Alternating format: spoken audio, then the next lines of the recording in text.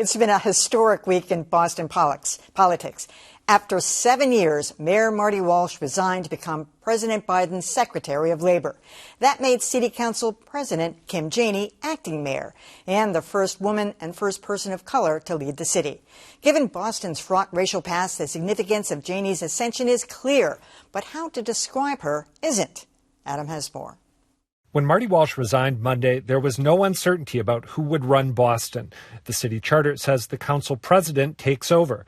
That person, the charter adds, shall be called acting mayor. And in many cases, that's what the media has been doing. Kim Janey will be sworn in as acting mayor. Now acting mayor Kim Janey. She'll serve as acting mayor until the November election. But as Kim Janey was sworn in, it became clear that's not what she's calling herself. I stand before you as the first woman and the first black mayor of Boston, the city that I love. Or as she puts it in her Twitter bio, not acting, doing. And as this local story went national, the provisional nature of Janey's role dropped away. Joining us now for her first national interview since becoming mayor of the great city of Boston is Kim Janey. Mayor Janey is now the city's first black mayor and the first woman to ever hold the title. For Janey, ditching the acting asterisk is smart politics. In this fall's mayoral election, voters may be inclined to pick her if they think she already has the job. But as the press celebrates Janey's accomplishment, we should also remember she hasn't been elected yet. You know, Adam, when you first called this to my attention, I was thinking, this is kind of small potatoes. But then I started thinking, no, wait a minute. There are so many people running for mayor. There's already, 6 or 7 declared candidates. There are likely to do more. And this is really a legitimate leg-up issue. Most of us, and I say that as a resident of Boston, know the names of these people, but aren't really familiar with them. So she's going to gain that familiarity over time as acting mayor. And that's a good title. So that's what we should call her. She's got a great advantage, assuming that she wants to run for mayor, and I'm pretty sure she does. It's worth noting she's doing the exact same thing that Tom Menino did in 1993.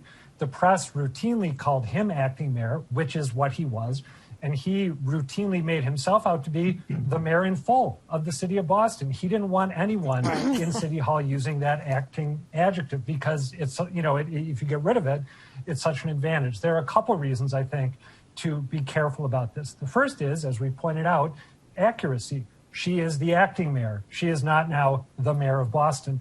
And Emily, as you said, the second reason is that there are, I think, 5 very strong, tell me if I'm missing anyone, candidates who've already said they're running, unlike Janey. And to be fair to Michelle Wu, Andrea Campbell, Anissa Asabi-George, John Santiago, and John Barrows, all of whom, by the way, are seeking to become the first person of color elected citywide.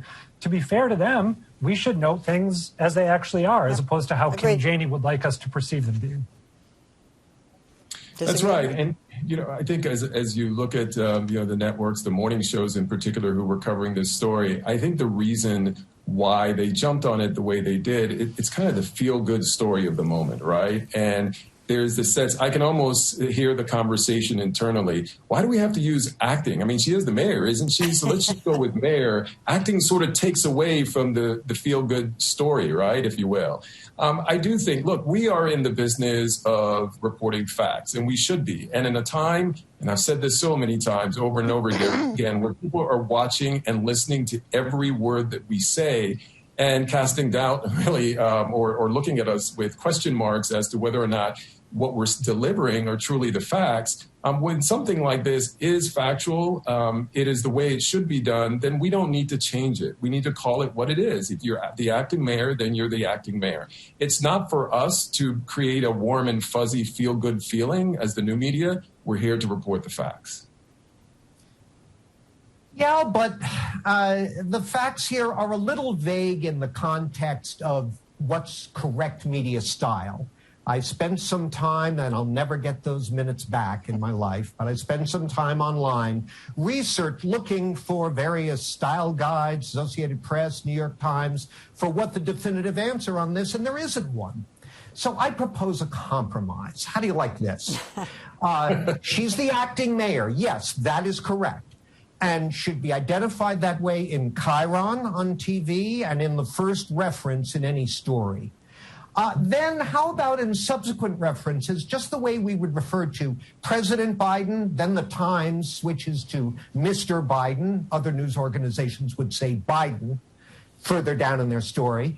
Why don't we just refer to her as mayor from then on in the story? Because no one's seeing Kim Janey in the street is going to say, hey, there goes the acting mayor. They're going to say, hey, it's Mayor Janey. So I can tell you 5 people who will, but okay, maybe. I like that. That's a good. That's I a like good it too, Jon. I like it. Okay, so let me follow up on what Jon has said, because what's a little tricky here is that she has the role of mayor in an acting position. And if you think about other situations when people are interim, they have the full range of power at that time.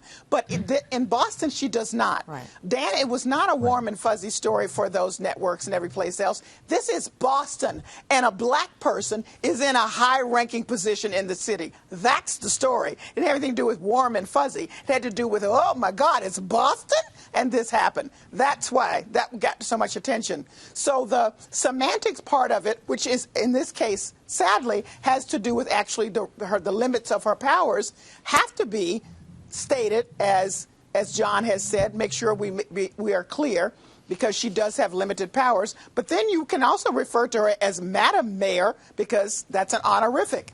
So there's ways to do that, but I think what's incumbent, raised by Adam in his story, is that we have to be careful and make sure we're making sure that it's not a diss. This is what it is. All right. I don't think we resolved that, but close enough.